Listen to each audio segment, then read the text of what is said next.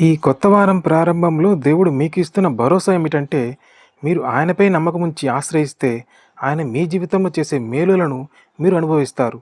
లోకపు ఆందోళనల కంటే ఆయన కృప మిమ్మల్ని ఎంతో ధన్యులుగా చేస్తుంది. ప్రార్థన. మమ్మల్ని అమితంగా ప్రేమిస్తున్న మా పరలోకపు తండ్రి, ఈ నూతన దినాన్ని మరియు కొత్త వారాన్ని మాకు అనుగ్రహించేందుకు వందనాలు ప్రభువా. నిన్నటి ఆదివారపు ఆరాధనలో మమ్మల్ని బలపరిచినందుకు ధన్యవాదాలు. ఈ సోమవారం ఉదయమున కొత్త ఆశలతో మీ సన్నిధికి వస్తున్నాము. తండ్రి, ఈ వారం మేము చేపట్టే ప్రతి పనిలో మీ జ్ఞానాన్ని ప్రసాదించండి. మా ఉద్యోగాలలో, వ్యాపారాలలో లేదా చదువులో మీ సహాయం కోరుతున్నాము.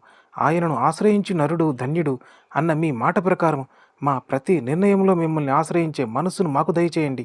మా కుటుంబాలను మీ రక్షలో ఉంచండి. అనారోగ్యంలో ఉన్నవారికి మీ స్వస్థతను, ఆందోళనలో ఉన్నవారికి మీ శాంతిని ప్రసాదించండి. మా అవసరాలన్నీ మీ ఐశ్వర్యం నుండి తీర్చండి. మా రక్షకుడైన యేసుక్రీస్తు అతి పరిశుద్ధ నామమున అడుగుతున్నాము తండ్రి. ఆమేన్.